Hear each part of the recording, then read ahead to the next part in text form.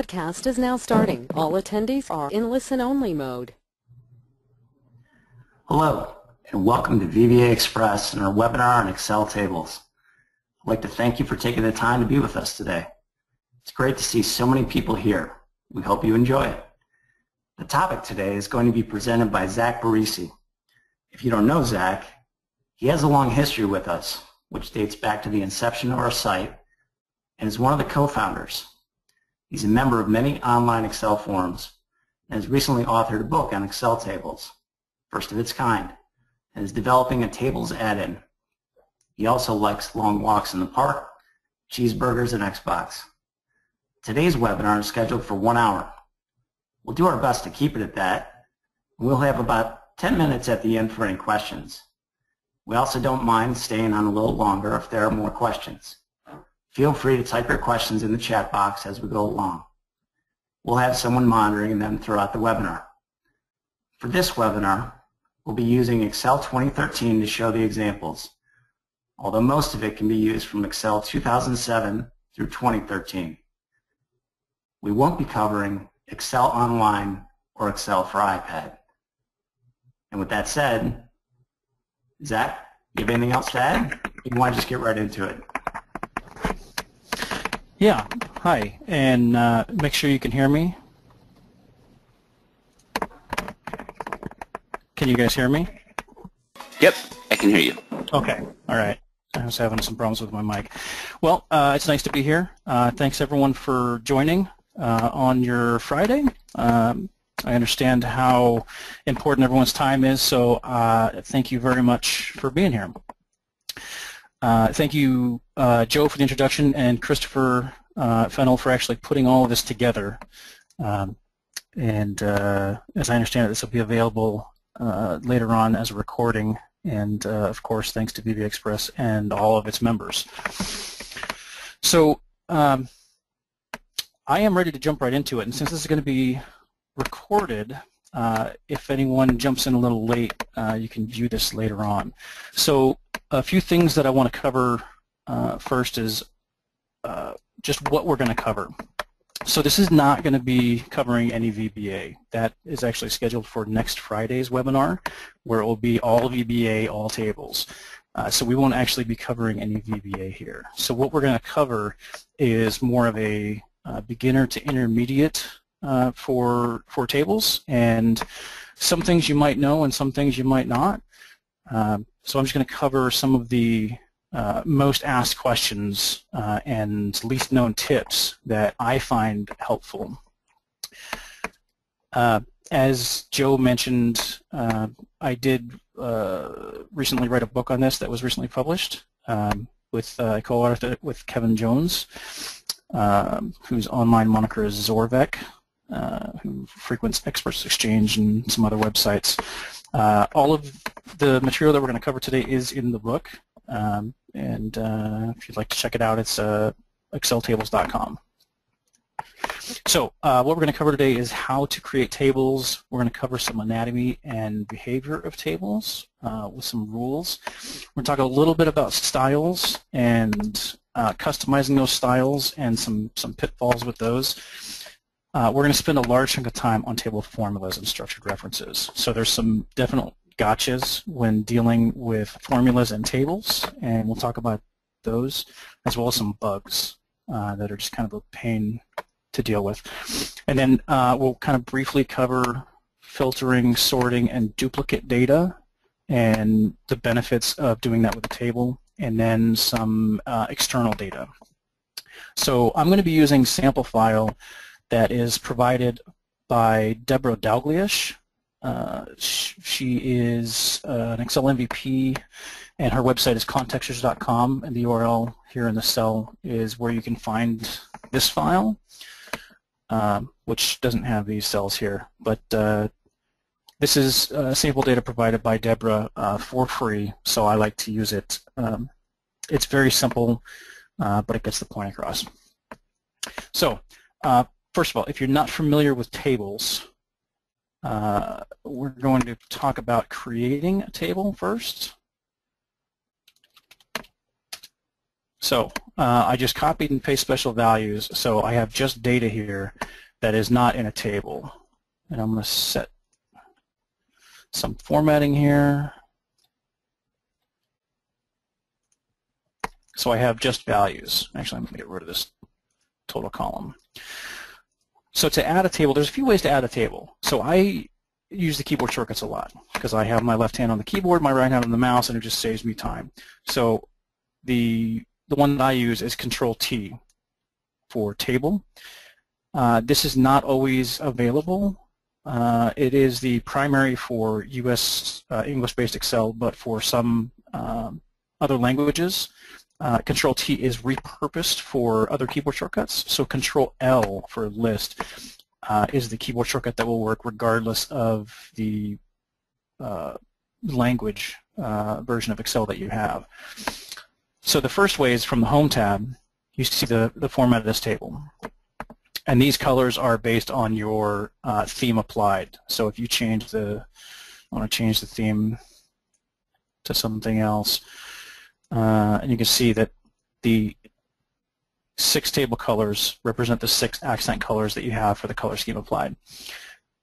So by selecting one of these, Excel puts the dancing ants around where it thinks your data is, right? So it goes to the outermost range of all contiguous data that it can find. And if it sees a different format as the first row, so the first row here is all text, and then you've got some numerics from there down, it's going to automatically check my table has headers. If you don't have headers, just make sure that's unchecked, and then click OK. And then you see it got a little bit of formatting and the drop downs at the top, and then it's a table. So when it's a table, really one of the only ways to tell is you get this Design tab at the top. Now this Tools tab, I'll talk about that here in a little bit, but you'll get this Design tab by default, and it's contextual. So when you select a cell off of the table, it goes away. When you select a cell in a table, it pops up. So that's contextual. The other way to tell is by right-clicking any cell, and you get the Table menu, and then also when you hover over the Insert and Delete, you see it says Table Rows, Columns, Insert, Table Columns, and Table Rows, and then you can select different parts. So there's a contextual right-click menu and the contextual ribbon tab. The other thing we can do is go to the Insert tab, and we have a Table button. So it's adjacent to the Pivot Table button, and in 2010 or before, you won't have the recommended Pivot Tables button. You'll just have Pivot Table and Table, and by clicking Table, it performs the same action, so you get the same Create Table dialog box. Click OK, and we get a table. This one happens to have a custom style applied, and I'm going to then apply another format. What this doesn't do, Excel natively doesn't let you name the table and create it at the same time. So what you have to do is create the table and then rename it, because it will just always give it this default table 1, table 2, table 3, etc. So I'm just going to rename this sample data. And this name is actually important when referencing it from outside of the table. So for example, outside a cell, if I hit equals and click a cell, this is part of structured referencing, and we're going to cover this when we talk about the formulas. But you can see it puts the table name, and then it uses these square brackets and the @ symbol, and then the column header that we're looking for. So that name becomes important when looking at structured references and doing formula auditing or formula maintenance, or just trying to understand what you created several months ago or several years ago or someone else created. If you have Power Pivot or Power Query add-ins, which are available in Excel 2010 for free, and still a table. Okay, and in 2013 is available if you have Professional Plus through volume licensing, Pro Plus through Office 365 subscription, or Excel standalone. If you don't have those, you won't be able to access the add-ins. But here I'm going to show Power Query now you don't have to use a table with Power Query, but it's always best to table your data. for some reasons that we'll get into shortly in the anatomy and behavior of tables. But by clicking from table, it's going to basically perform the same action, although this dialog box is created from the Power Query add-in, not from the Excel process. But it's going to want to do the same thing. It's going to create a table, and then that's going to be ported into a Power Query. But we won't do that right now, and you can do the same thing with Power Pivot by linking a table on the worksheet to the data model. So that is, it's a little outside the scope of what we want to talk about today, but it is just another way to create a table from your data. So the most common methods are either from the Home tab, Format as Table, which lets you create a table and apply a format at the same time, or from the Insert tab by creating a table where you have to apply a format after, or with Control-T or Control-L keyboard shortcuts, which do the same thing as Insert Table.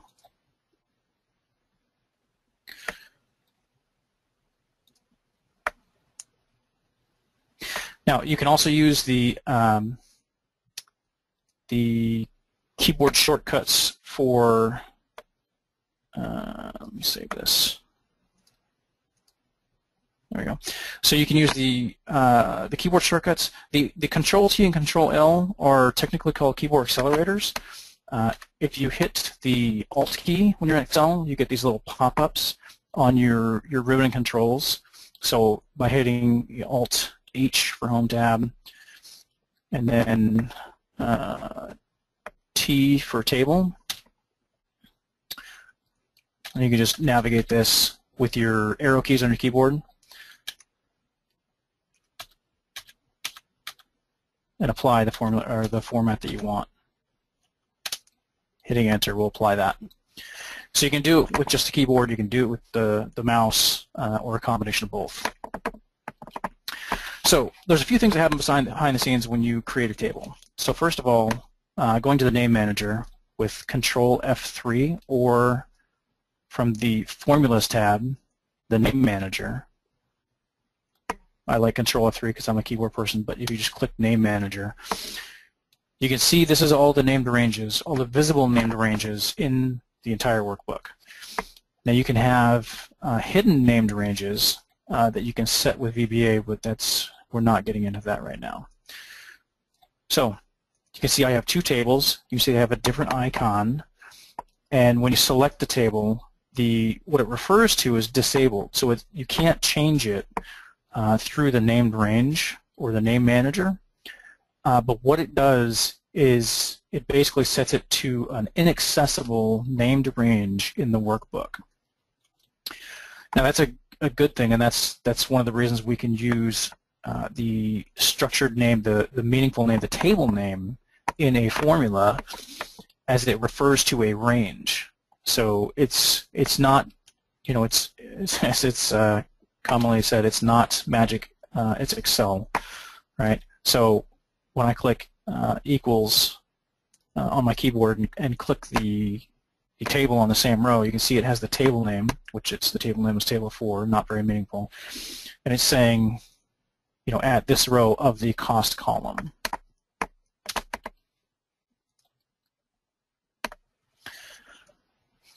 So a few things to cover about tables before we get too much in depth in this. So there are 3 whole parts to a table that consist of a table. There is the header row range, there is the data body range, and there is the total row. Now the header and the total row you can show or hide, and on the Design tab, that's just by clicking the header row and clicking the total row. So you can show nothing but the data, or you can show both the header row and the total row. Now every table always has these 3 parts, regardless of whether you're showing them, whether they're visible or not. They're still there. So if in a formula I click equals and then click the same cell in that cost column, you can see the formula still looks exactly the same. Right? It still has the table name, and it still has the square brackets, the @ sign, which is this row, and then the column name. So that it still shows through, and it's still recognized, it's just not visible. Now, one of the downsides with this is if I'm showing this header row and I have a formula which references it, and I use this special identifier, which is headers, inside another set of square brackets, and then you separate by column, and then you have the actual column name. So now I have a dependent calculation based on the header of this table. If I then try and hide this header row, you get a reference error. So the downside is you can't reference something when it's hidden in a table, as opposed to hiding a row or column. That's just on the grid itself. So you can hide a row or hide a column and it'll still reference it. But the header row and the total row behave exactly the same way. So if you're referencing it in a dependent calculation and those are hidden, you'll get the reference error. You see when I show the header row again, the formula comes back again. So, an easy way to have a formula, say if the header row is showing or not, is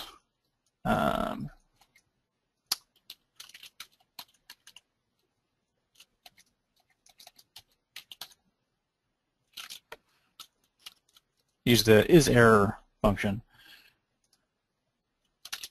So we'll say if that's error, then false, otherwise true. So this should be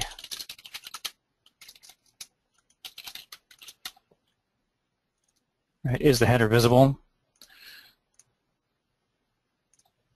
Then it turns to false because it's returning an error like this cell here. So there are some benefits to not showing the header row, and there are some cons to not showing the header row. So some rules that come along with tables is every header row has to be unique. Every column has to have a header value, and you can't contain formulas in the header row. You can contain data validation if you want, but that's problematic in itself because if you choose the same name twice, then it's going to change the rightmost of that duplicate. So, for example, I'm going to change this column number to cost, and you're going to watch the cell to the right of it change. So it automatically changed the duplicate to the right of it, and it just appends the number 2 to it. If I type cost 2, you can see it just appends another number 2 to the end of it.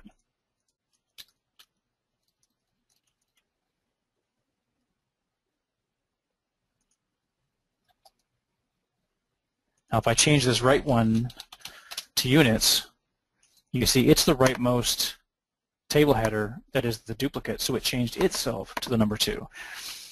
So this can be confusing sometimes with dependent calculations, because if this is cost and you have formulas referencing cost, for example, this formula is referencing cost, and then I change another table header, you can see it updated to cost 2. So it's going to have dependent calculation ramifications. Zach, there are 2 questions for you. One is, can you give an example of when and how you'd use the header in a calculation? Much clearer why you'd use the total row? That's the first question. Yeah, so one reason we see that people want to use calculations for headers is, for example, dates, right? They have, let me just get a few rows here. So let's say I have dates that I want to have. Let's say it's something that I want dynamic, and let's just say that this is, January, February. This may not be the best data structure because it's not tabular, but a lot of people do it this way. All right, let's just take this out to December.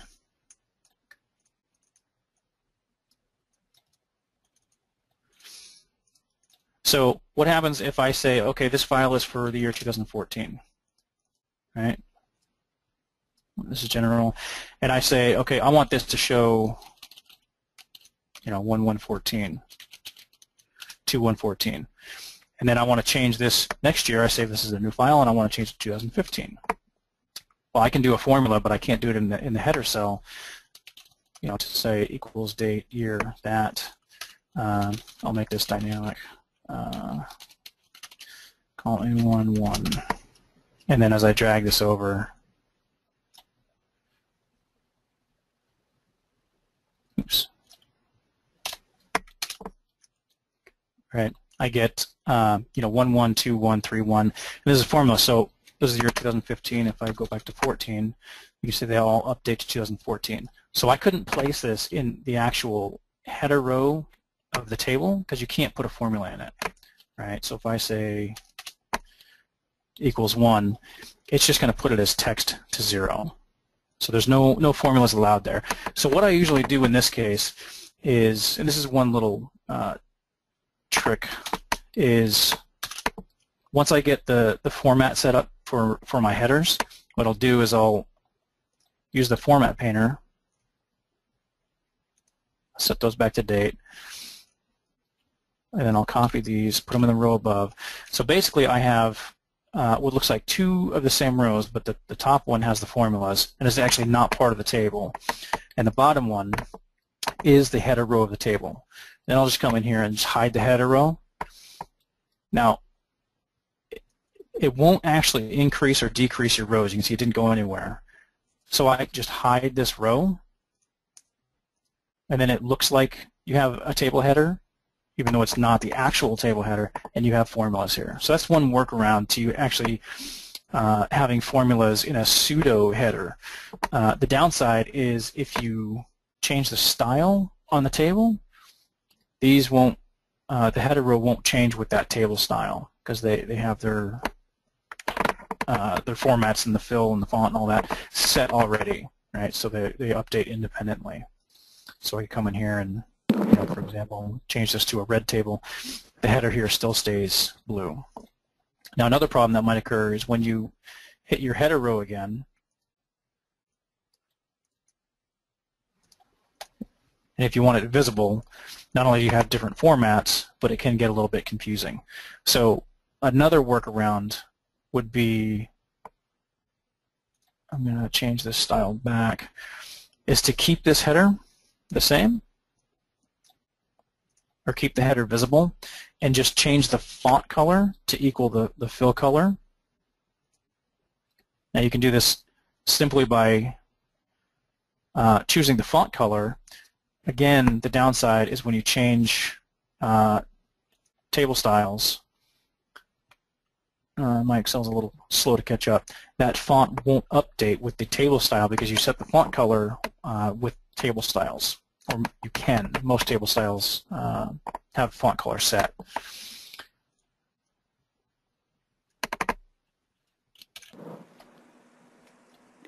Zach, you finished with that answer? I have another question for you.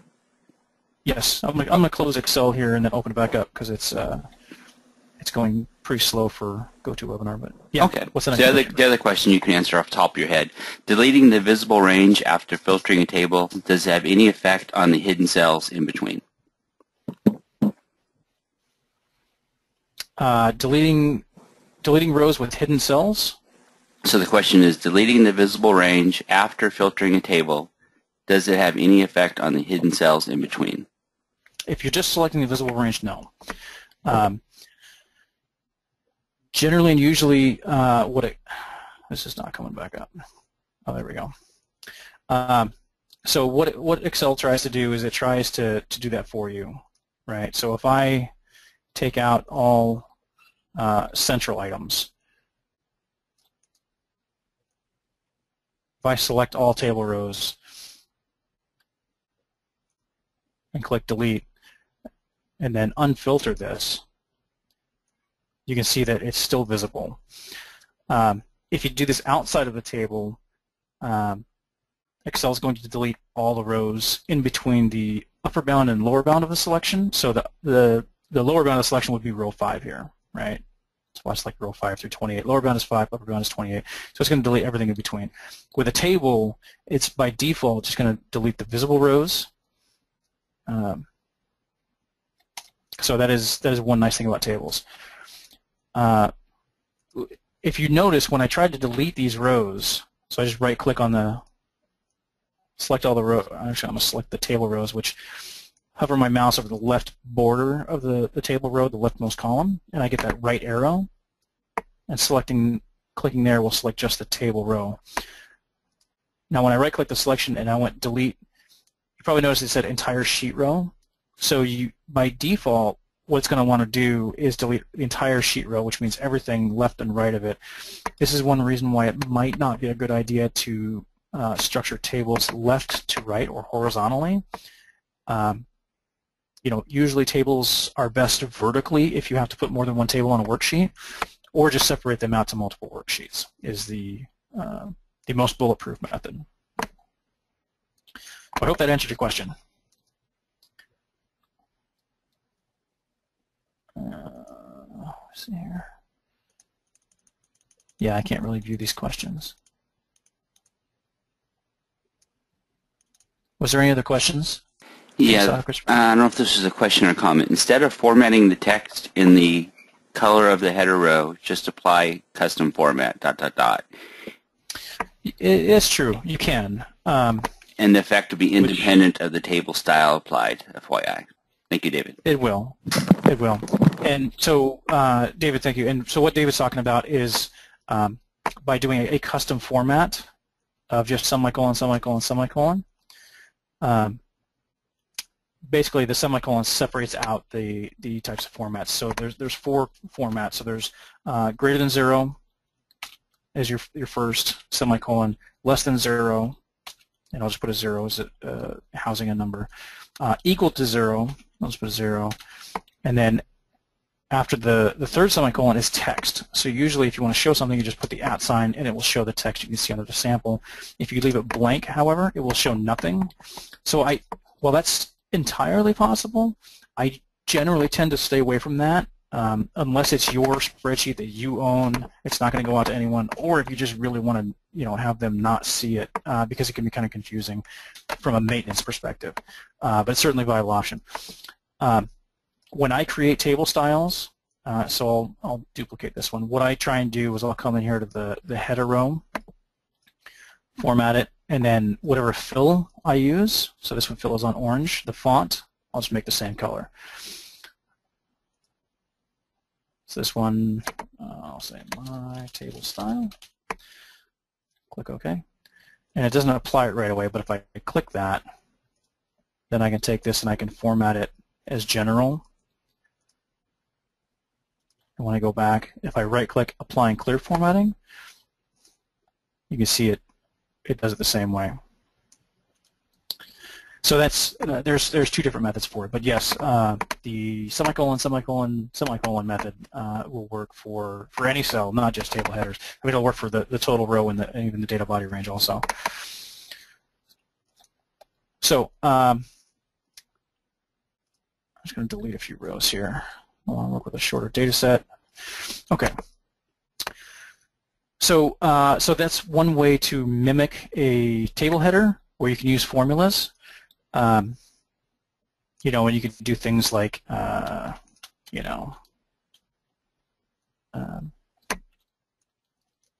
wanted to merge these and say, Q1. All right. Q4, you could do that, and it'd be, like, label it somehow. But again, it's not part of it's not actually part of the table, but you can still use, when you do calculations, the month name. You see I have January selected. It still has January as the column header. So when you reference that column, it will actually be referencing this text, which is January. Some other rules. So this is actually not a calculated column right now, which is a little confusing. So I'm just going to clear it. And I'm just going to add a formula, and we'll talk about these here. Oops, I want to add it here. Total. So this is just going to be units times cost. So I'm just going to hit equals, click the unit cell adjacent to that, asterisk, and click the cell in the cost column adjacent to it. So this is the structured reference. So basically what this says is a structured reference is enclosed in square brackets, first of all. If there's any spaces or special identifiers, the word itself of the column will actually be enclosed in another set of square brackets. So you might see square bracket, @ symbol, square bracket, name, right square bracket, right square bracket. So this is, do we got a question? Yeah, I do. Is there a way to reuse a custom formatting table style in another workbook instead of rebuilding it every time? That is an absolutely excellent question, and yes, there is, and I will be covering that. And I'll show you. There's a couple methods that we can use to do that, and it is a pain in the butt to not be able to do this easily natively. So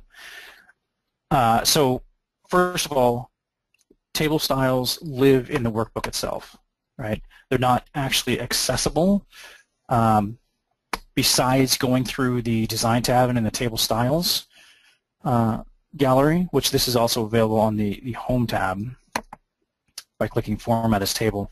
It lists all custom table styles and then all of the, I think it's 62 default styles. Yes, sir. Can people see the screen right now? I had one person says that it's frozen, so I'm just not sure.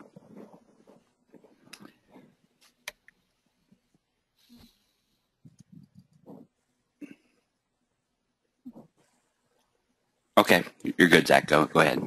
Thank you. Okay, gotcha. Okay, so real quick, so the best way to work with custom table styles, getting from one workbook to another, since they live in the workbook and they're not really accessible anywhere else besides on the ribbon, and you can't copy them from the XML of the file, what you have to do is, the easiest way to do it is to copy that table to a new workbook. So what I'm going to do here is I just created a blank workbook here. And this has a custom table style applied to it, right? The style is called My Table Style. So what I'm going to do is, if I hover over the top left, I get the downward rightward arrow. Clicking that twice will just select the whole table. So basically all I want to do is take the table, copy it, paste it into your new workbook. Easiest way is to add a new sheet, paste it, and then you can delete that sheet. All right. So what I'm going to do is just convert this to a range. I'm going to remove the formats, and then I'm going to add it as a table again.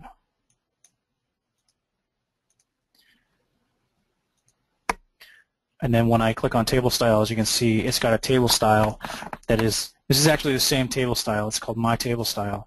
The reason it's blue and not orange is because I had a custom theme applied that changed those accent colors. So it's the same accent color, which is just mapped to a different color. So I have that same table style. So the easiest way in a nutshell is to copy the table into your target workbook. And then you could just delete the table so that the table style is then stored in that workbook. So that's the workaround.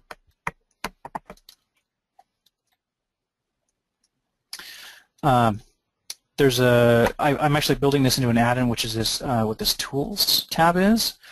So this is just an add-in I've been working on to do some of this kind of functionality. This copy table style is one of the first things I built into it because it's just a pain in the butt.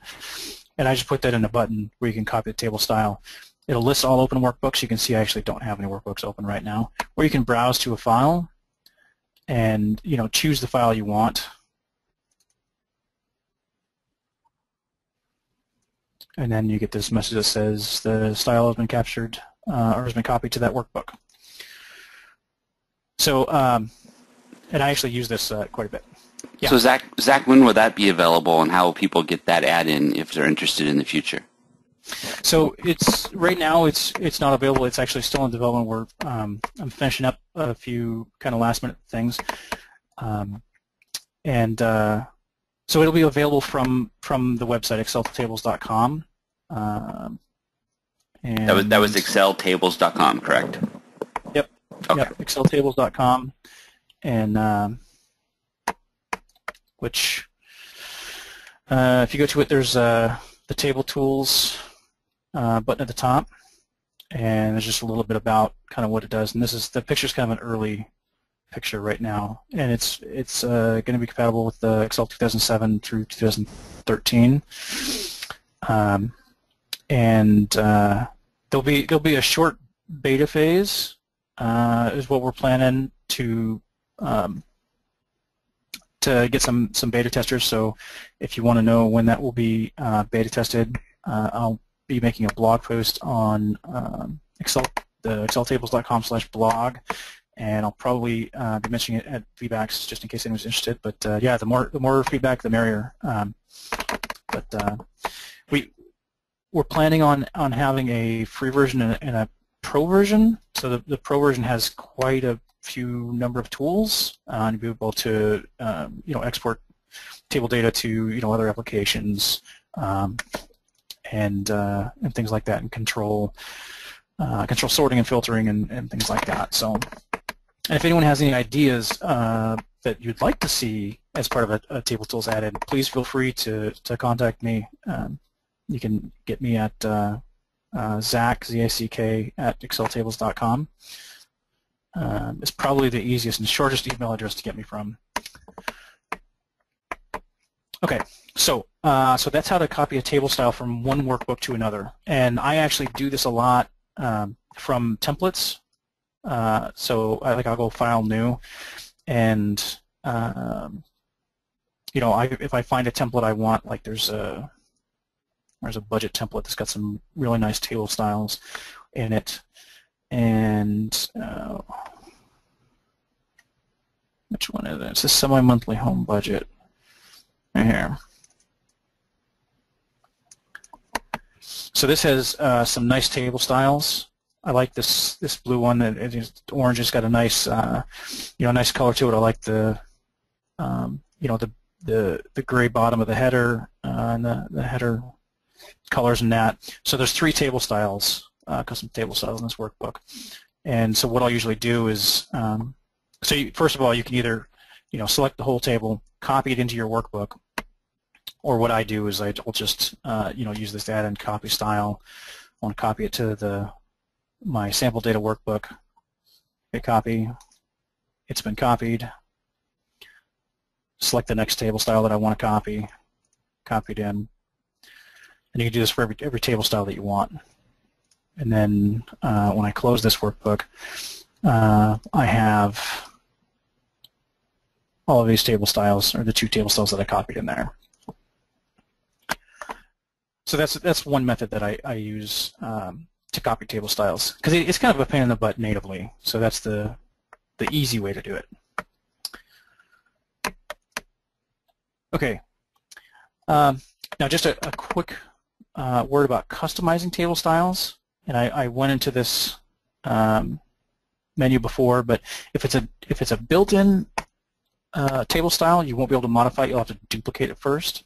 So this is a custom table style, so I'll click Modify. And if you got it the way you like it, clicking Set as Default is whenever you create a table, if you don't specify the format already, it will apply this format to all newly minted tables.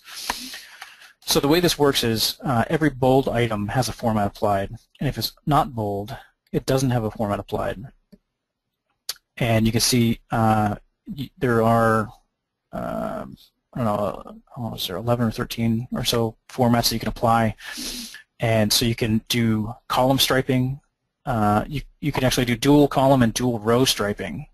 You can do set the last column, the first column, header row, total row, and then you can do first and last header cell and first and last total cell as well.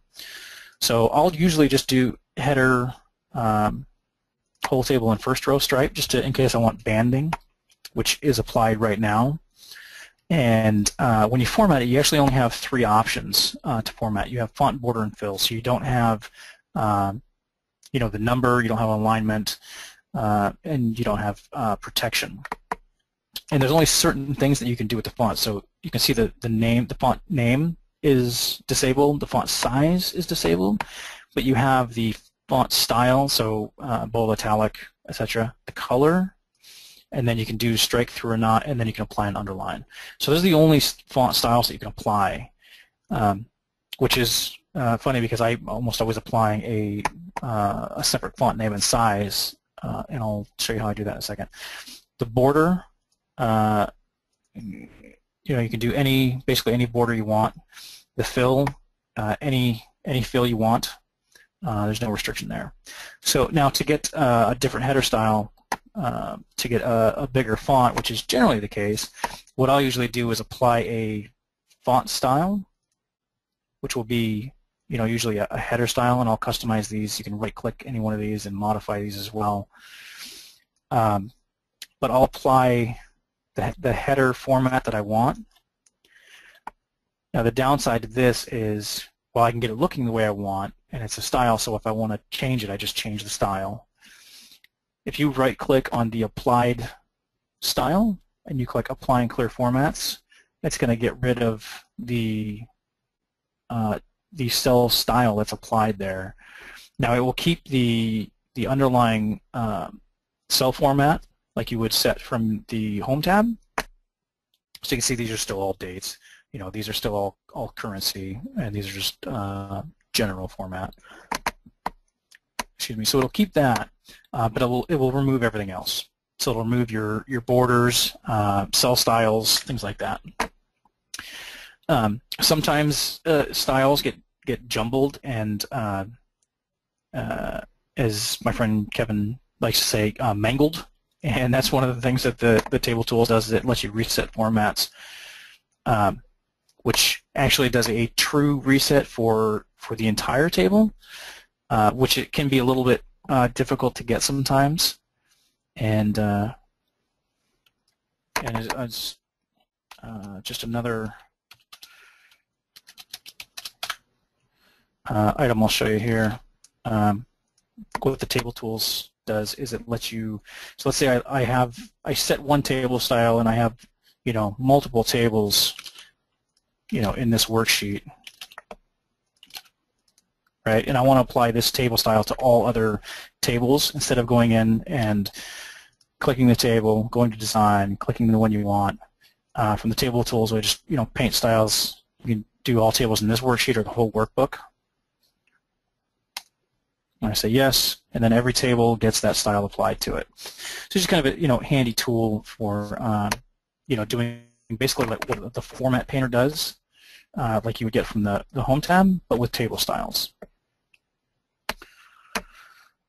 Okay, so I want to move on to formulas because there's not a whole lot of time left, and I could probably talk forever.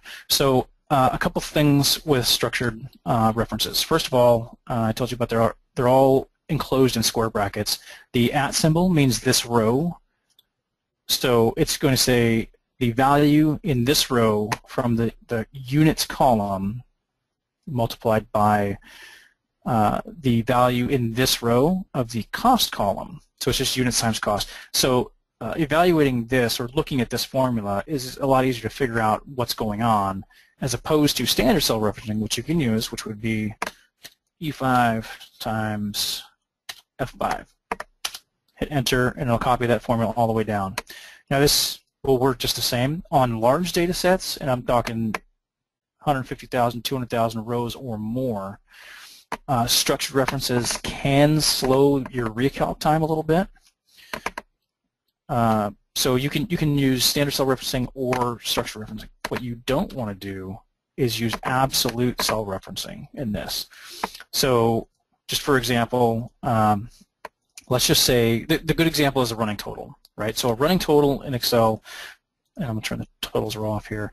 Normally, pre-tables, so either anyone not using tables or using 2003 or before, was going to be done basically like this. I want a running sum of the total column here. So this is, I'm going to say G5 through G5.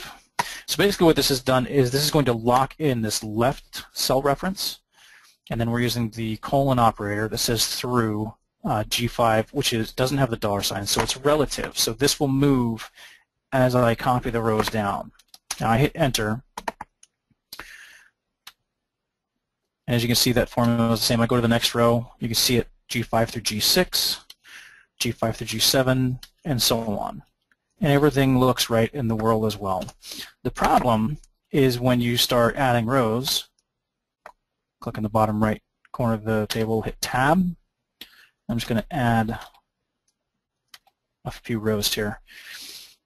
Now, if you're looking at the running total column, you can see it's starting to develop a pattern, right? Let's add some values here. Let's just say these are all $1.99. So the pattern becomes evident because the running total is actually the same for these bottom 5 rows. So if I look at this last row, this was the bottommost row when I put the formula in the cell. If I go to the cell above it, you can see that range is normal. But that from that last row before inserting rows down, the references get mangled, right? They stay the same. So from that point on, it's actually referencing the entire range, and that's because of using the absolute or the dollar signs, the absolute standard cell referencing. So there's 2 ways around this. So first of all is to use standard cell referencing, and it has to be enclosed in a sum function. Just click the, I'll just type in G5, and then I'm going to type in H4, which is the cell right above, and hit enter, and then it sees it's a different formula than what's already in there, so you have to actually overwrite all cells with that formula. And what that does is it just sums the column that I want and then the cell directly above, and that gives you a running total. The way to do this with structured referencing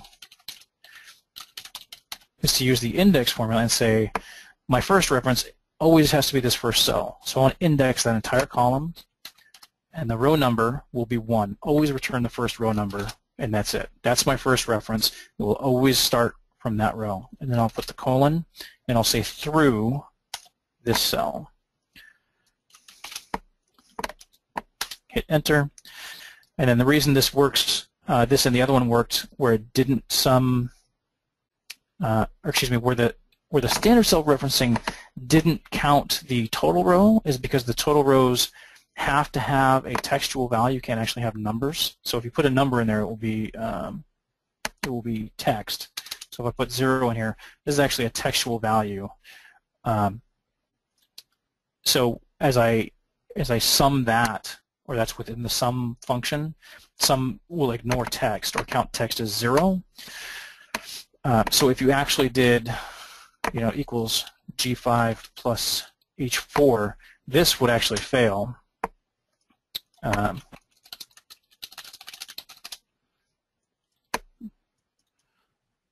Because the H4 reference, it can't actually add that, or you could wrap just that formula, just that reference in a sum function, and the sum will ignore text and return 0.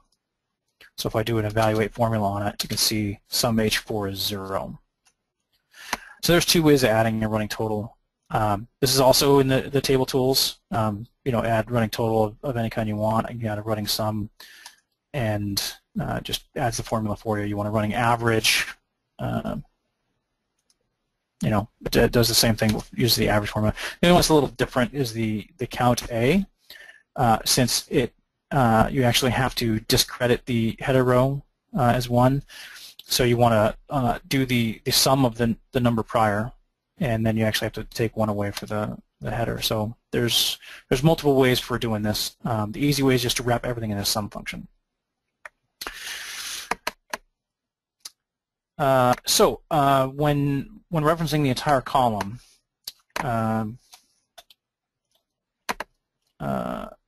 you don't want to use absolute referencing. What you want to use is either structured referencing or standard cell referencing that is relative, and that will solve you keep a lot of headaches from entering your table world. Now, one thing I do use occasionally is I use tables for lists. Let's just say months. And I want to reference this in a data validation dropdown. All right, so what I'll do is I'll create a table, make sure it has headers. I'll call this I'll just call it month data. So what I'm going to do is select, hover my cursor over the top border of the column, which selects the whole column. I get that down arrow. If you click it again, it'll select everything, and clicking will just go from the data body range to the header row and total row if it's showing. And I'm going to click on Formulas and Name Manager, and then I'm going to create a new named range. I'm going to call it months. You can see the formula is already defaulted to the structured reference. And click OK. And then I have that as a named range. So what this means is if I want to do data validation,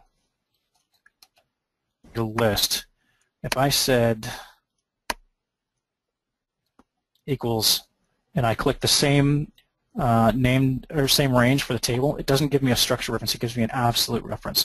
So this actually won't update if I change this list, which might be a bad example because the months don't change. But if you want a table that will named range that will expand or contract with what you add to it, use that named range, click OK, and then I have a data validation drop down of all of those names. So if I only want to, let's just say I get rid of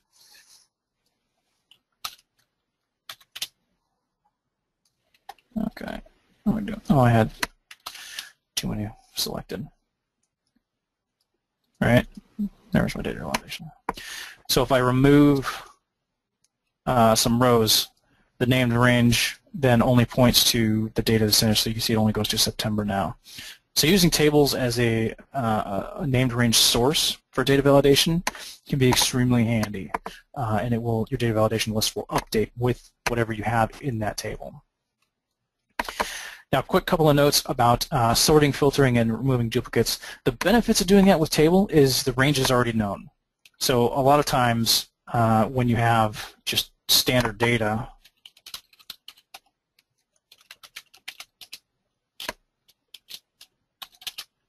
I'm just going to put some random data here. Hey, Zach, ask you a quick question while you do that. Why I do what? Why you, real quick, do you know whether having many tables within a single workbook influences the file size, calculations, time, performance, etc.? It can. You really have to get a lot of tables added. Really what it's based on is calculations, number of calculated columns that you have. So the downside, well, it can be a pro or con of tables. So one thing that tables do is when a recalc is triggered for either precedent of a table or dependent of a table, it'll actually recalculate the entire table.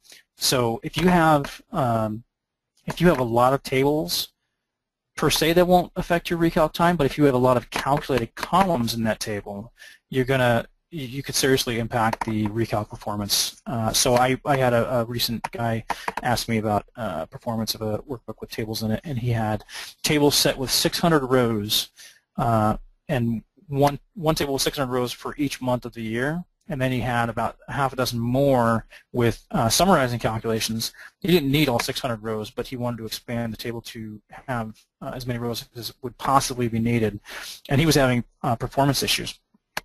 So that's a bad idea because you have, and there was, I don't know, 100 columns to each table, so 100 columns times 600, you know, what is that, 60,000 or whatever, times 12, or times 16, I think it was.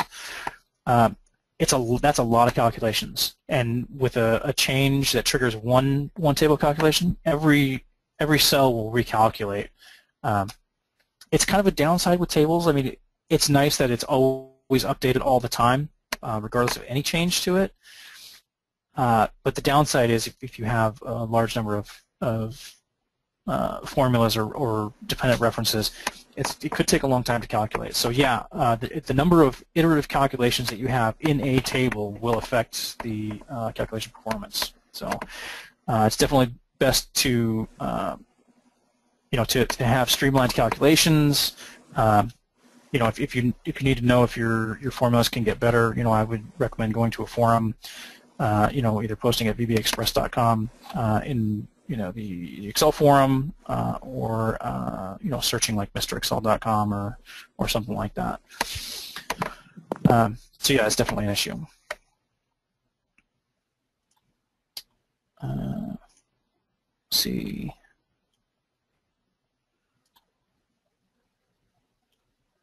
Oh, I can view the questions right there. There we go. Does it have any difference to create a table first in the named range when creating a dynamic list? Well, if you're going to name your range to a table column, then you have to create the table first. If you already know what you're going to name it and you already know the column name, you can always create the named range. It will first it will evaluate to a ref error until you actually create the table. But usually the order of operations that's going to be easiest is create the table, then create the named range based on the table. So I hope that answers your question.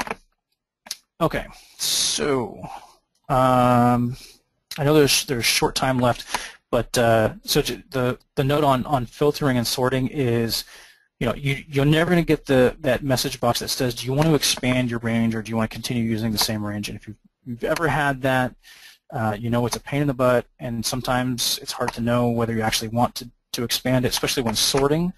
So if you don't expand a range and you sort a single column, it might sort a column out of order of the rest of your data. So it can be a pain in the butt. Tables eliminate that need altogether because the range is always known. It's always because they use the internal named range. So if I sort A to Z or Z to A, since this is a text column, and if I go over a number, you can see it goes smallest to largest. Dates then have sort oldest to newest, so they're contextual. So you can sort in any way you want, and it will obviously ignore blank rows. Same thing with filtering. When you filter, it always knows the range, so that the table will filter for always the appropriate number of columns. The downside with filtering is obviously it hides the entire sheet row. So if you structure tables horizontally, unless you're trying to do that on purpose, you're going to hide the entire sheet row. So there is no way to hide just the rows of a table and not adjacent rows on the entire sheet row.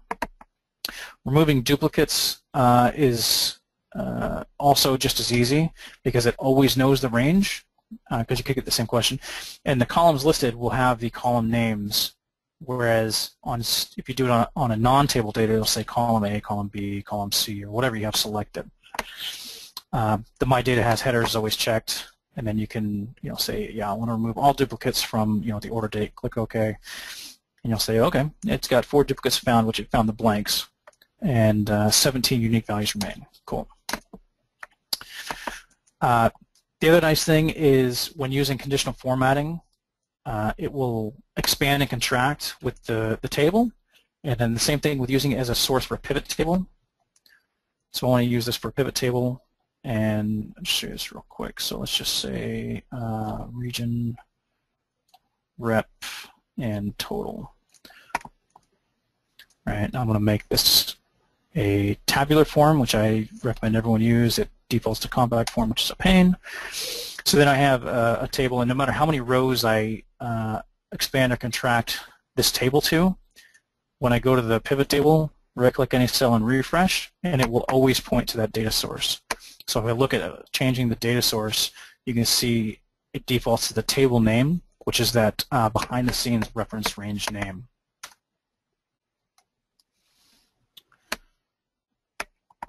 Now this is the same thing when working with data from let's say I have this data returning from a database here, right? And it's just these 6 columns. You can add as many calculated columns as you want, and then this is one beautiful thing about tables. I'm going to select the table. I'm going to right-click. I'm not just going to delete every row. Okay, so now I have a table with no data. So I'm going to put in, start adding data. And you can see right away the formulas have come back, and they're the same formulas that we had in there before. And that's because it writes these calculated column formulas to the XML of the file, so they're remembered. So if I'm just going to color these gray so I see the difference. So let's just say this the non-gray cells is what's returned from your query. You know, whatever kind of query you want. You can return the query to a table and then add your calculated columns, and then whenever you refresh this query, it will keep your formulas and expand and contract the rows as needed. So it's basically a set it and forget it. And you know, I'm a lazy Excel guy. I want to do things once. I don't want to do them again. And I can use tables for that. I can put in a calculate column one time in one cell. It puts it in for every row in that table column, and it will always remember that formula. So since you jumped over to pivot tables briefly, Zach, you think maybe you could touch on data tables as, you know, a more dynamic way that we can work with the data, you know, from either a one variable or two variable, you know, example briefly? Well, the data tables is actually something completely different than actually Excel tables. So the data tables are available from the data tab in the with analysis, and it has a data table here. And this is, so as part of the what if analysis, this actually doesn't create a table, but you could do this for, like, a common reason for using a data table is for, you know, like calculating an IRR or something like that, or finding IRR values, you know, over time. It doesn't, they're actually completely different. A data table does not have to be an actual Excel table, and I actually don't know anyone who uses a data table as part of a table, but they don't update and they don't sync accordingly. So if you use data tables, it's actually best not to use an Excel table with a data table. But I actually don't have an example prepared of using a data table, but I can get one. There's some decent help online if you search for data tables. This is actually one of the topics that is not bad from the help files that takes you to office.com. It actually shows a couple good examples, even though some of the help files online are not very helpful. This one's actually not bad.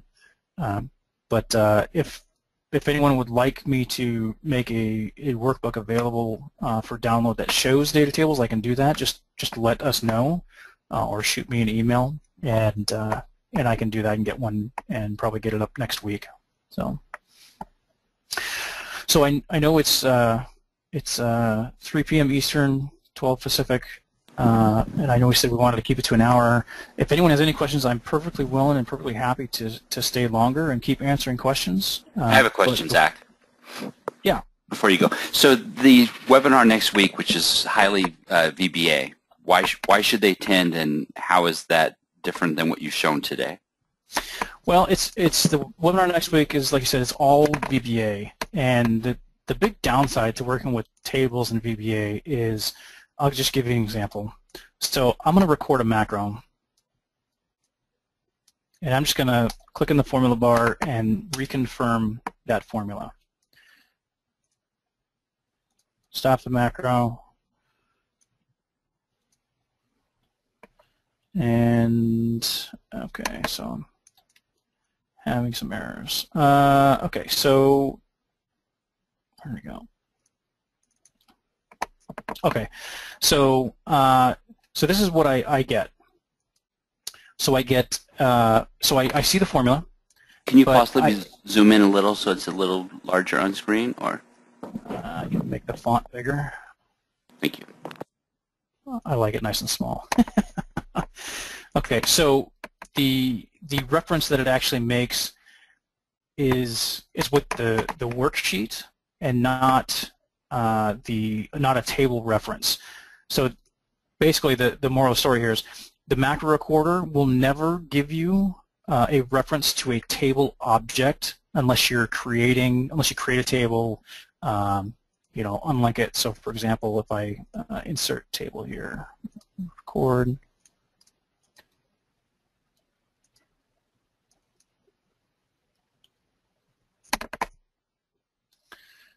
insert table, click OK. My machine's running a little slow. Okay, if this doesn't come back, my Excel's not responding. So you'll get the the active sheet range, whatever, B14 to C23 or whatever. It's going to add the table and name it. But from that point on, adding columns is just going to be basically, active sheet, range insert. So it's not going to actually give you a list object, which is what a table is. So the webinar next week will basically be more or less focusing on the object that is list object.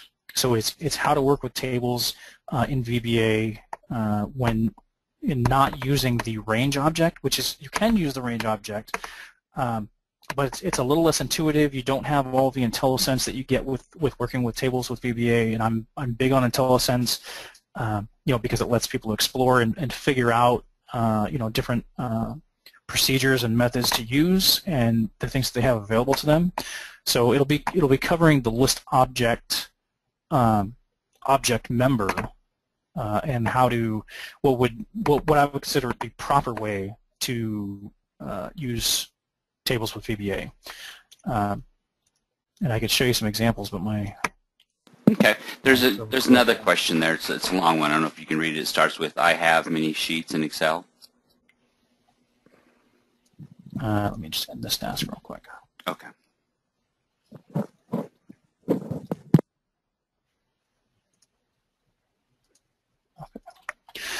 Let's see. Okay, so I have many sheets in an Excel file with several tables with pivot table. To navigate each pivot table name with corresponding table is very difficult to find in workbook. What could be the easy way to find the table name and go to a particular table in a sheet? I'm assuming you're doing that with VBA. If you are, what I would recommend is naming them, naming your table and your pivot table similarly. This doesn't have the pivot table. So this is, let's just say, month data. A common or popular method for naming tables or naming anything in naming convention is Hungarian notation, which is preceding three small characters with what the type is. So like TBL would be table, and then a meaningful name. And so some people use 1, 2, or 3 characters. So if I summarize this with a pivot table, I would name this like PT month data.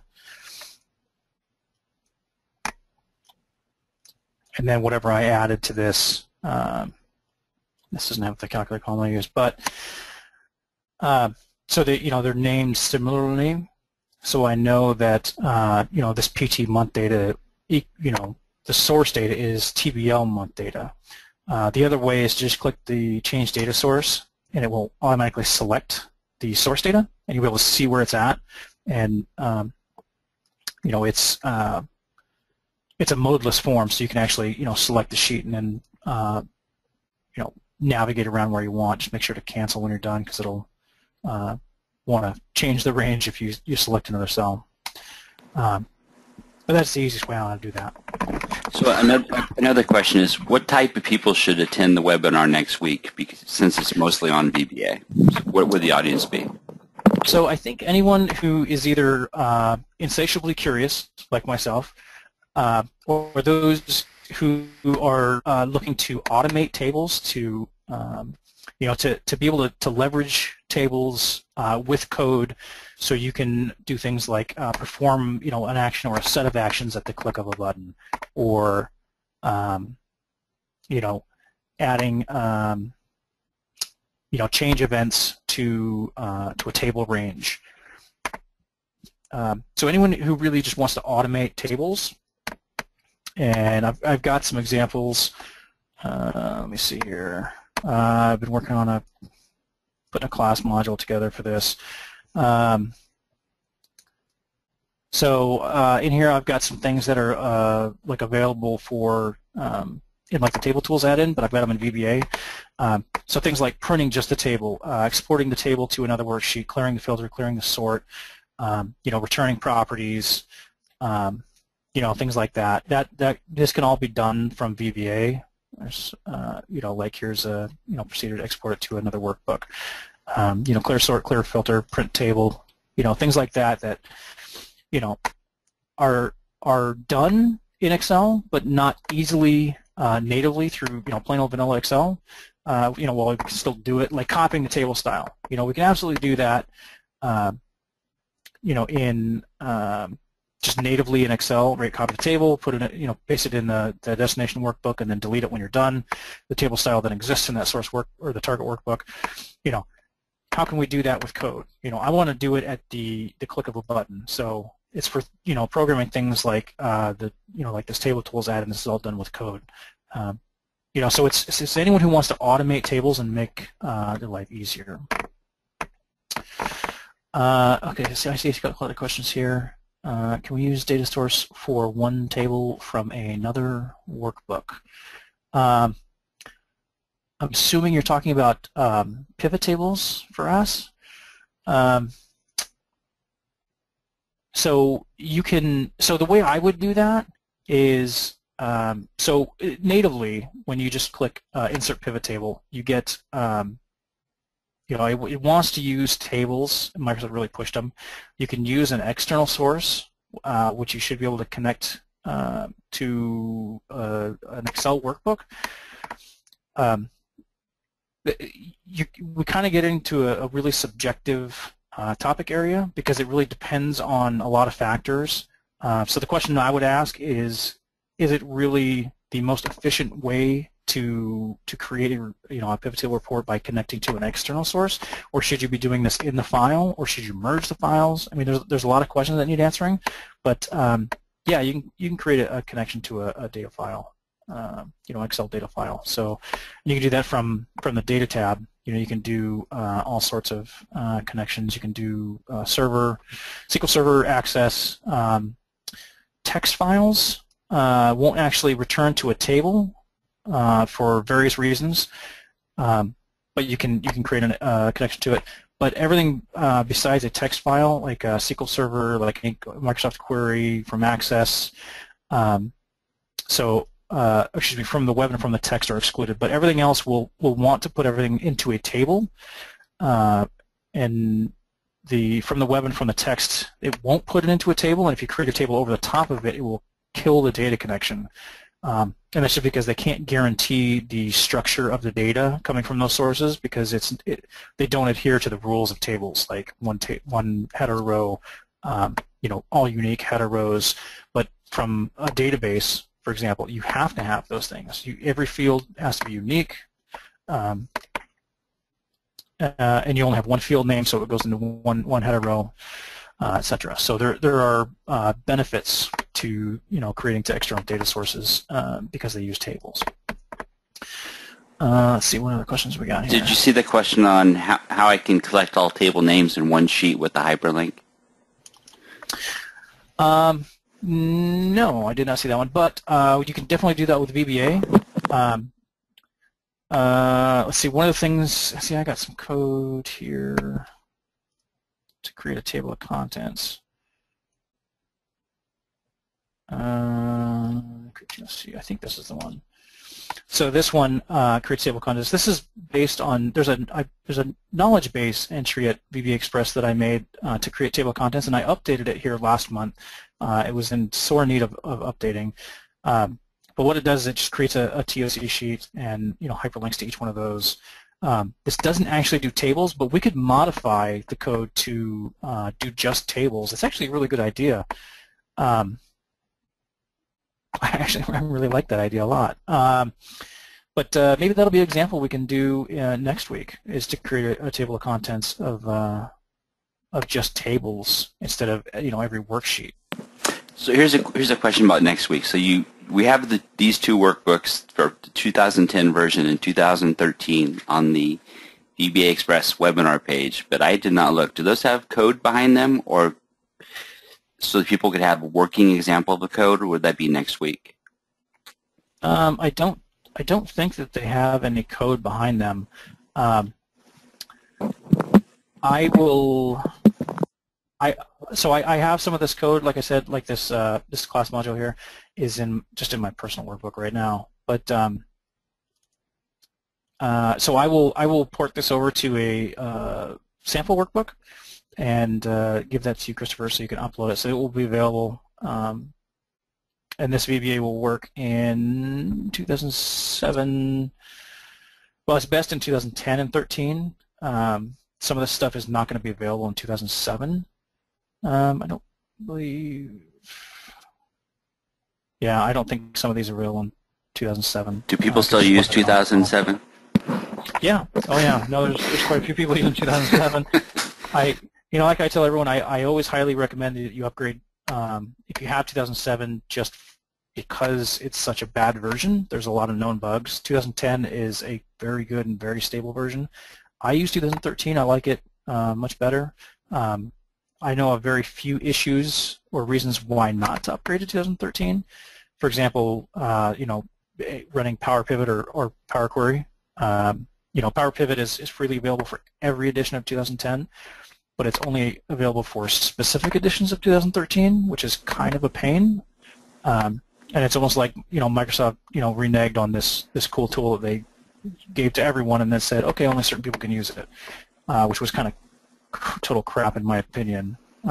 So there's some reasons not to upgrade it to 2013, but it's a good version. It's none of the bugs that 2007 has, or almost none of the bugs. So speaking of Microsoft, so the work that you and the Excel Hero did creating templates for Microsoft, do any of the templates have tables in them that people could get for free? Oh yeah. Oh, almost all the files too. No, I just lost my Excel. So if you go to File New, basically the way I tell people is all the templates that look good are the new templates, and all the ones that don't necessarily look so good are what we call up-level templates. So this event budget template, this is actually an up-level template. It doesn't quite look as good or designy as, say, this vacation planner. It looks pretty fancy. So that's a new one. Are these the ones that you worked on specifically, or? Some of them I did. So like the Summer Monthly Home Budget, I built that one. I actually up-leveled the event budget. I did the daily work schedule. Summer Monthly Home Budget was my first one. Daily work schedule was my second one. What else did I do? I did the diet and exercise journal. The monthly budget, I did that one. Yeah, there's a lot of these that I did. A lot of them Daniel Ferry did. Like I did the flowcharts, the travel expense report. I did the wedding invitation tracker. But yeah, there's a lot of these that I've done, and a lot of them that Daniel Ferry did from excelhero.com. And are those VBA free, or those have code in them? Most of them are VBA free. Some of them do contain VBA. If it's an XLSX, obviously no code can reside in those files. If it's an XLSM, it has code behind it. But I would say it's probably in the area of about 1% of the templates have VBA code in them that are from Microsoft. Generally, usually they try to keep all VBA out of the templates. Okay. Well, it's not every day you get to speak to somebody or go to a webinar, someone who actually created templates for Microsoft. I think it's pretty cool. Yeah, I mean, it has ups and downs. Okay, so there's some more questions here. VBA, next week's class would be useful. Oh, we answered that one.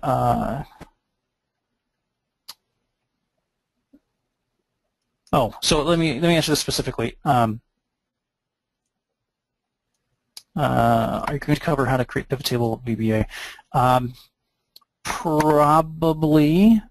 I think I have some good code examples for that. Actually, a lot of the code examples I'm going to steal out of the book that I wrote on it, because there's a whole chapter 9, devoted to VBA with tables, and it has quite a few examples, and I think we have creating a pivot table on one of them, but that gets a little bit tricky because you have to worry about pivot caches and setting them right, and it can be a little finicky. Do we have any link to check all the scheduled webinar details? So if you It's go in to it's in the chat window as well, and I just Okay. pasted it right now. But go ahead with what you were saying. I'm sorry. and you can go to from vbaexpress.com. At the very top is that little ad for the webinars, and if you click that, if you scroll down, it'll say for part 2. Let's see if I can bring it up here.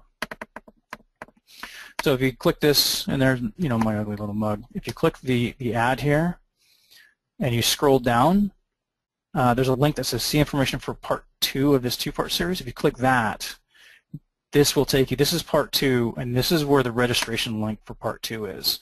And this is just a quick short of what we're going to talk about. Let's see, what is it? Will you be showing anything about using VBA with external data in tables? Yes. So I have some examples for getting a crosstab query from Access, which is impossible with the, well, it's not impossible, but from the plain vanilla Excel UI, from the Access button, you actually can't get a crosstab query. You can do it with Microsoft Query, but besides that, or creating a custom connection, which almost nobody does because it's such a pain in the butt. There's really no other way to do it. So so I have some examples by code with using I think it's like a OLEDB connection to just return a crosstab query, and I think the example I have has a crosstab query return to a table and some calculated columns, and basically refreshing it, and we'll go over this code, is it deletes the entire table, kind of like I showed earlier, and then just returns the query to the top left cell of that table, and the size and range and number of fields is already known and defined. That's why I can have calculated columns to the right of it. Yeah, so we will be connecting to Access database. I've got some code for connecting to a SQL Server database also that I'll probably have that too. I'm just using the SQL Server, I think I got 2012 on a local host, and I'm using AdventureWorks 2012, which is a free download if you have SQL Server. So all the code for that will be available in the workbooks, and like I said before, it's all that code example and like the Access and the SQL Server code, that's all available in the book also. There will be some blog posts there. It's a pretty new site, so it's only got a few blog posts, but I'll probably have a few of those examples up as blog posts in the future too. So Zach, your book right now is available on an ebook on Amazon, is that correct? And then it's going to be printed at Mr. Excel, or is that the other way around? So it's it's available from the website. If you go to the website, just click on the book link, and if you scroll down, there's 3 links. The ebook will take you to the site where you can buy. It's the Mr. Excel web store, where you can. It's one of the items listed there. The Mr. Bookstore, the print available yet. It went to the printer yesterday, so it should be available in about a month. And this Amazon link will just take you to the Amazon site. So here's the Excel tables ebook, which comes as a PDF. It's a DRM-free book, which means there's no digital rights management on it, which means you can take it from machine to machine anywhere you want. I just ask that you don't give it away for free because it took several months and a lot of work on my end to put this thing together. But you can take it from from any device you want. From Amazon, the cover on Amazon actually isn't updated. They've still got this old picture, and the picture you saw from the website where this cover for the table is an back, and actually I'm not sure if they're going to have the ebook version on here or not. But this is, so the Amazon link is the paperback, which should be available in about a month. So if you do order a paperback, they'll ship it when it comes in. There's a question in your book. Files, oh, go ahead. I'm sorry. Well, I was just going to say this: all the sample files, like the sample data 2013 and 2010 that were available, are also here on this website. And then there's all of the sample files that we reference in the book are available for download for free. So Power Query is covered in the book? Yes. Okay. We go over Power Query. 2 examples of Power Query. So unpivoting data from a table to a tabular table to do summarizations on it, as well as well, it's not really Power Query, but a DAX table query, which is more Power Pivot, which is, I would say, pretty advanced, but it is super powerful. There are some pros and cons to it, but yeah, it's covered. And there's a workbook with an Azure data source. There's an access source, just a straight table, and then the access query returns a crosstab query, and the database is available right here. It's just the sample data, but in an access database. And so the access query one has the crosstab query example.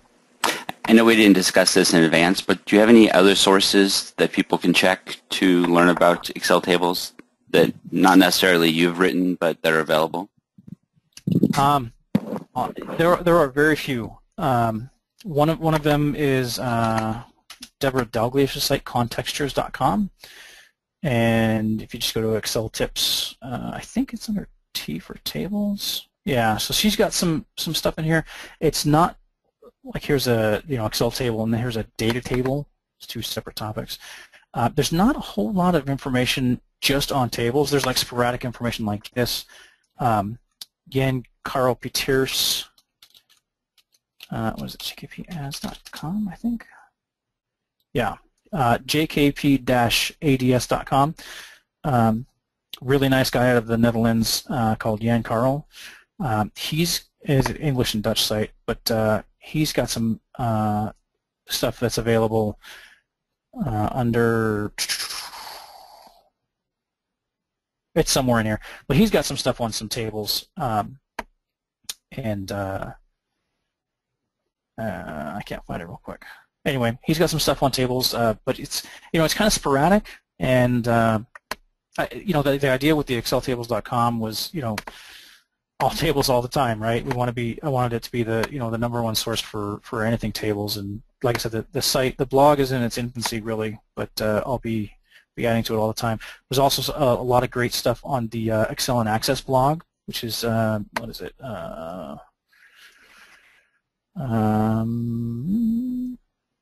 excelandaccess.wordpress.com, and this is Christopher's site, and it's got a ton of great stuff. I've got a lot of blog posts on here. A lot of them are tables based. There's just a ton of good information here. So it's another good resource. VBA Express obviously is another great resource by a great community. There's nothing specifically devoted to tables there, but you have any VBA questions, you can ask them there, and you're almost guaranteed an answer. And there's like highly competent, highly professional volunteers. So anyone out there knows of any good resources, if they send them to you, will you list them on your website? Oh, absolutely, yeah. If there any information or resources, helpful links, send them to me. Absolutely. Like I said, the idea is, I want everything that's helpful about tables, under one roof, because there's really nothing devoted just to tables, which is kind of why I picked up the topic. And they are super powerful. There's a lot to be desired with tables still, and I realize that. And there's a lot of people who just absolutely hate tables because of their limitations and drawbacks. And while I absolutely acknowledge that, I think there's more benefit than there is, downside to them. So I'm a big proponent of them.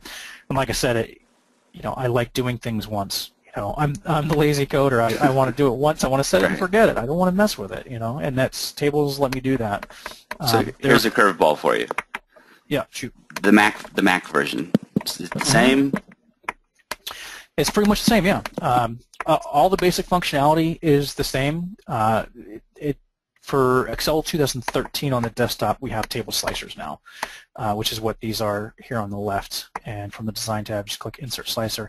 On the Mac, Excel 2011, there are no slicers.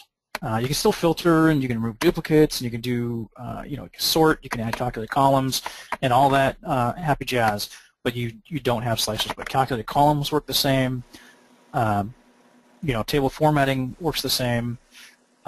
Where it's not the same is in like Office Mobile.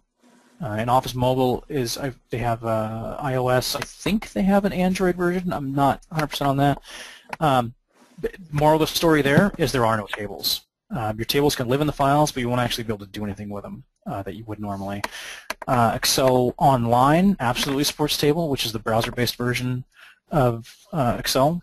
And it's free for everyone. It's kind of like Google Spreadsheets. Microsoft has the same thing called Excel Online. Most people don't know about it.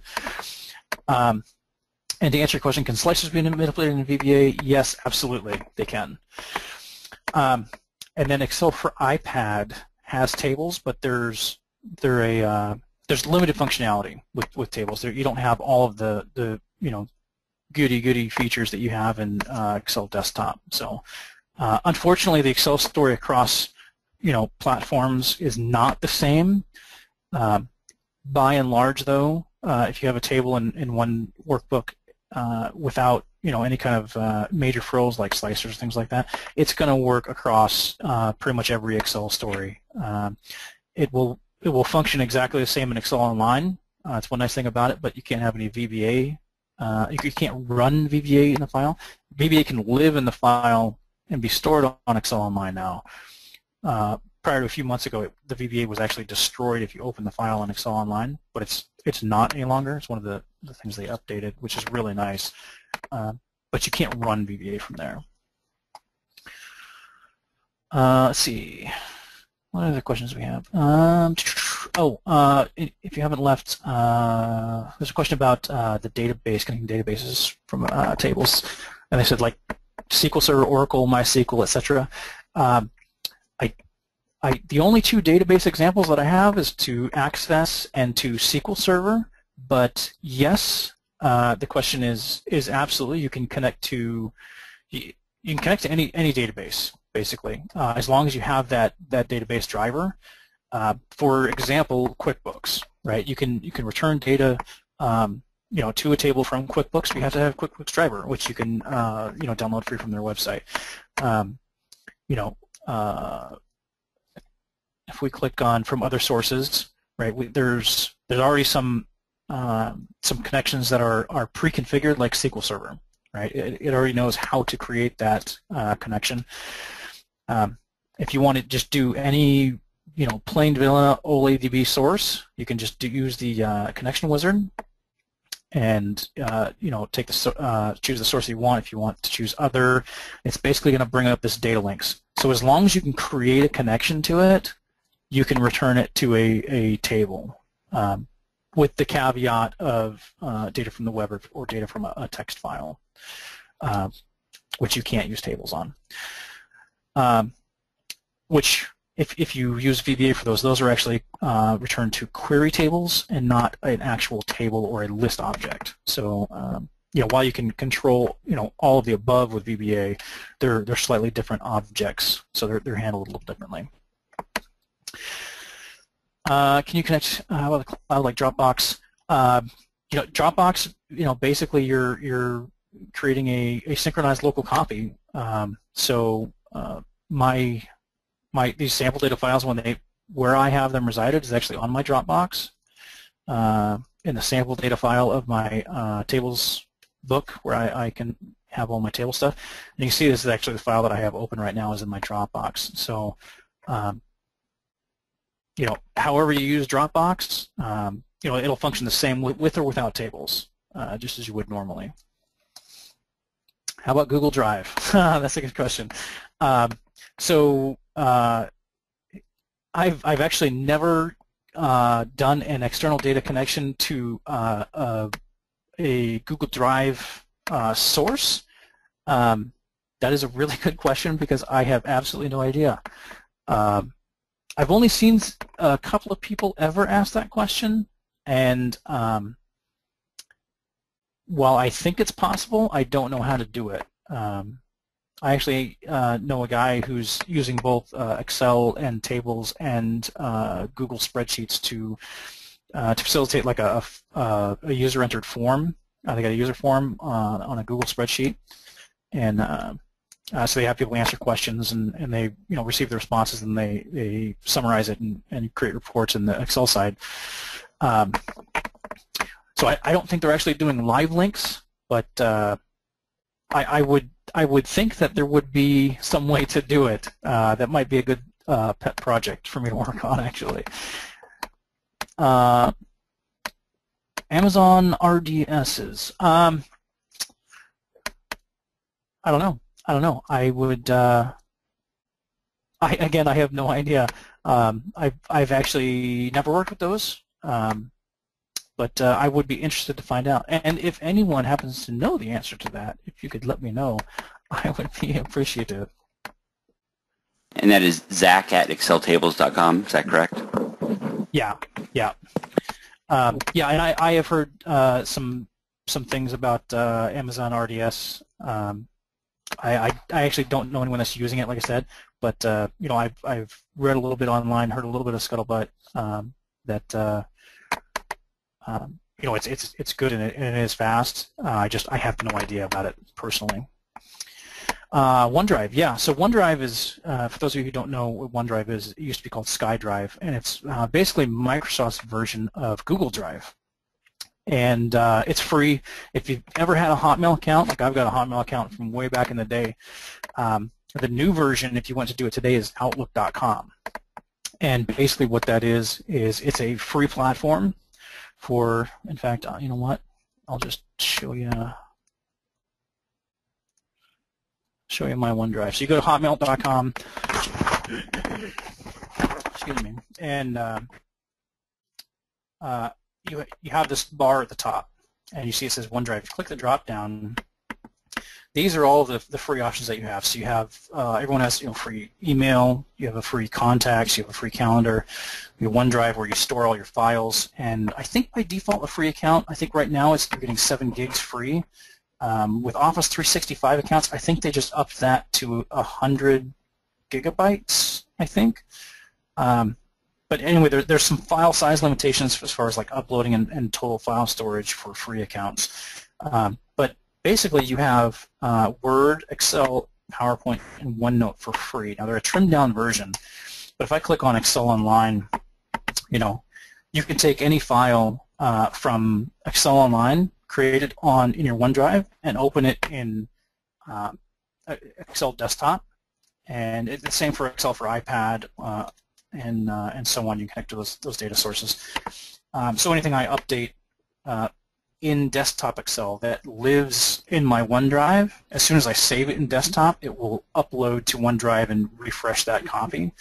And you have blank workbooks. You can check your files, and they actually have templates now. And this is part of the I guess I want to say the new template initiative that Microsoft is going. They're trying to make templates that are cross-platform. So they want it to work in what they call modern. So it needs to be look good on a tablet or a touch device, as well as function in Excel Desktop and Excel Online.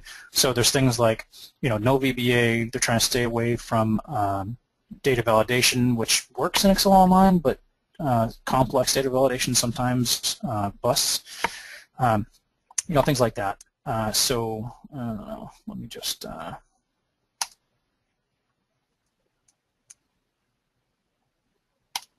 create this template. I'm going to open Excel Online. Will we save your OneDrive? Yes, thank you very much.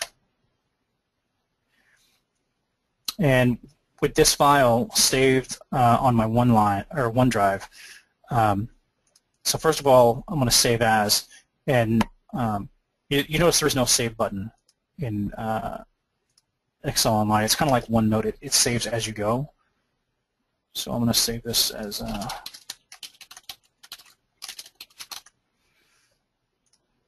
I'm going to overwrite the existing file, say yes so I don't have 2 copies. Okay. So opening it on Excel Online, and you'll have I don't think this one wasn't using a table. this might have been a bad example, but suffice to say that you have a lot of the same features that you do in Excel desktop. Like you can insert a table. You've got some data options, some review, some view options, home tab. You can format almost identically. All of the functions will work in Excel Online and as well as Excel Desktop. That's one thing that Microsoft is very prominent about, is all formulas will work. And then I can open this in Excel. So there's this Open in Excel button. I'll click this. It says, do you want to trust it? Yes, I want to trust it. I just created it. Thank you very much. And my desktop Excel is downloading and opening, and there it is in my desktop Excel. So, and these actually are tables. So yeah, so I can make changes to this, and if I hit save, as soon as I click save, if you look in the status bar down at the bottom here, I believe it should say uploading. Yeah, uploading to OneDrive right there. Just briefly flashed. But so it basically syncs with the OneDrive, and then I can close this. I can go back to my OneDrive now at this point and open the same file and have all my changes, things like that. Now, as far as creating a data connection to that file, I'm not entirely sure. So the great thing about data connections is, think of them like database connections. The idea is you don't have to have the source open. The source keeps its data integrity. You don't actually mess with that. You just return a query of that data source to from the source to the target, and then you can manipulate, summarize however you want. If I want to, looks like we both know. At the end it doesn't. Yeah, true. So yes to opening back and forth to and from OneDrive, just like Dropbox, but unknown about an actual data connection. So I hope that answered your question. Cool. How many people are we still on here? So we still have 24 people on here. So before I get too far along, and if there's any more questions, I do want to say I do appreciate everyone's time and kind of giving up part of the Friday afternoon to be with us here today. I try to be very cognizant of people's time because I know it's one thing that we obviously cannot get back. So I do want to say thank you very much for everyone who attended. No, it was a great webinar, Zach. A lot of good material covered, and next week should be a good one as well. Yeah. So there's one other comment here that I saw was made, and it's a very good point. So the comment is, I really would like to encourage a community in Excel rather than a competitive environment, and that we need each other now. And that is a very, very good point. One of the things that I love about VBA Express is one of the things that I love about the Excel community in general is that the whole point when creating VBEX was the idea was the knowledge base is what we started with, is an online repository of free, tried, and tested VBA code that came with a description. It came with instructions on how to use it, how to install it. It came with a sample file, and it was vetted. And that's what every knowledge base entry has at VBA Express. And if you're you just want code that's just gonna work, you can get it from vbexpress.com, and that's one thing that my wife always says. When I get something, I just want it to work. And she's a Mac, I'm a PC, and that's one of the things that she loves about her Mac is when she wants to use something, it just works. And it's not always the case with Windows. So you recommend people join forums and ask questions, answer questions, become part of the community?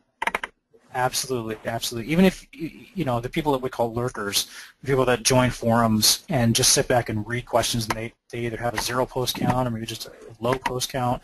Right.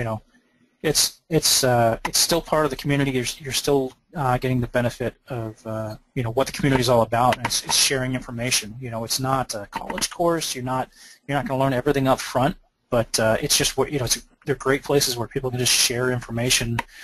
and learn from one another, and that's kind of like what that's what VBA Express really is all about, is sharing knowledge. Right.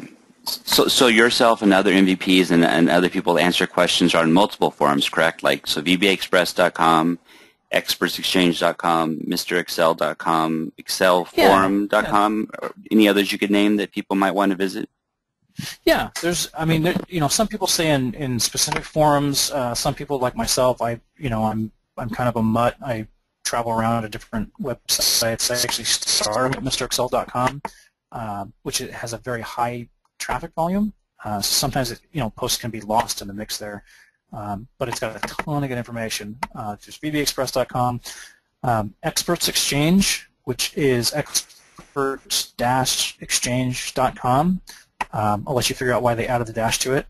That is a good site to search for. If you actually want to ask questions, it costs money. It's the only reason I don't like that site. I don't actually ask questions on that site. So I just answer questions, which is free to answer. But if you do a domain search, it's actually a good viable option to search. So, for example, Bing or Google search, to do a domain search, you just type site.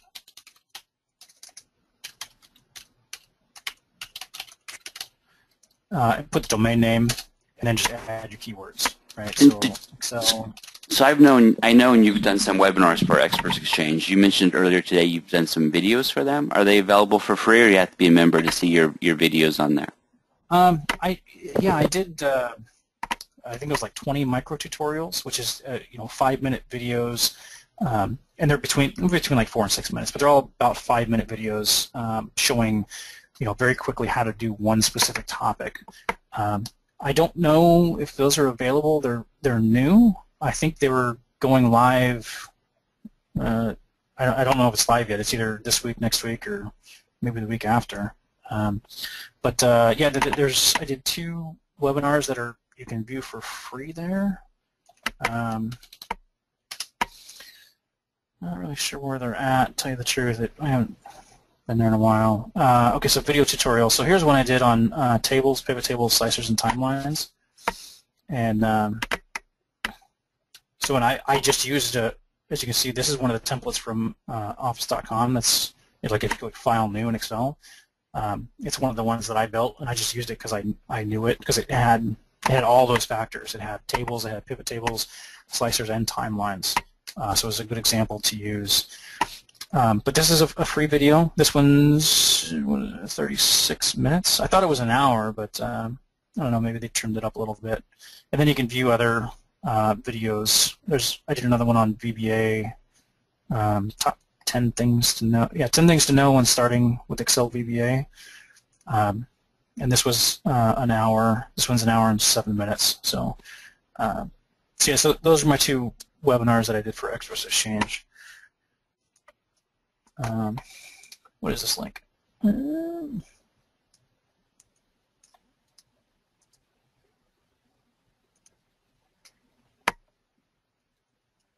don't know how to use this link.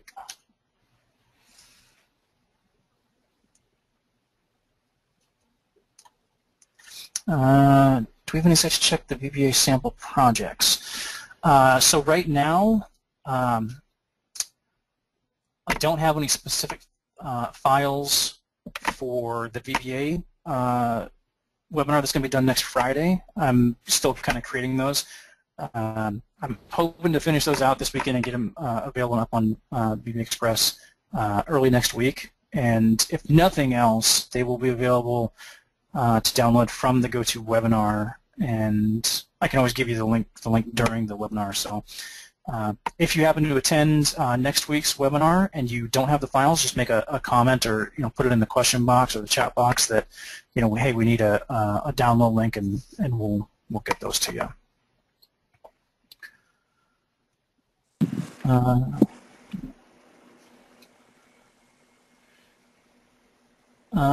So let's see what we have here. Start practicing.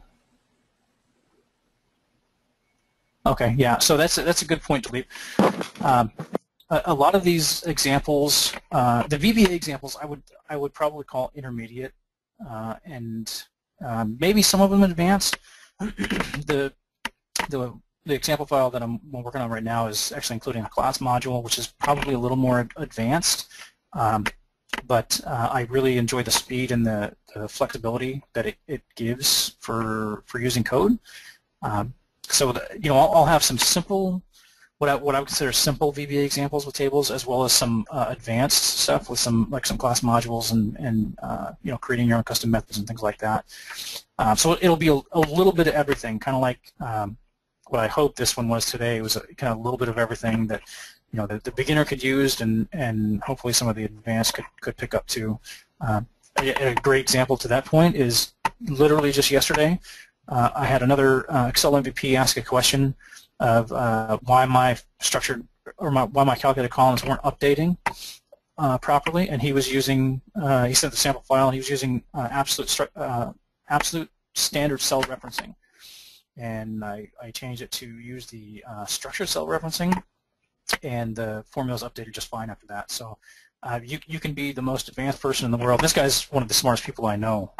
Lives out of Brazil, and just not know. And it's that's one great thing about asking a community is someone you might least expect might know, or the answer might be really easy to someone else, but it seems impossible to you. And but that's what we're here for. We're a community for each other, and we have to help each other because no one else is going to help us. That's for sure. I think that's a perfect way to end this webinar, Zach. What do you think? Yeah, I think it's good. Unless anyone has any other questions, again, I'd just like to thank everyone for your time. I really appreciate you giving me your Friday afternoon. It means a lot to me, and I hope it's helped. And like I said, if you have any questions, feel free to reach out. And I hope to see everyone next Friday. Yeah, so next Friday, same time, please register if you haven't. And then there's also going to be two-part pivot table webinars done by Dennis Taylor. Not Zach, but Dennis. And maybe Zach would do some more webinars in the future. Yeah, I do take requests. I work cheap. All right. Let's talk about new ones offline. So thank you, everybody, for attending today. If you have any questions, you can email Christopher at excelandAccess.com or Zach. Zach is at tables.com. And thank you for attending today. Thanks, everyone.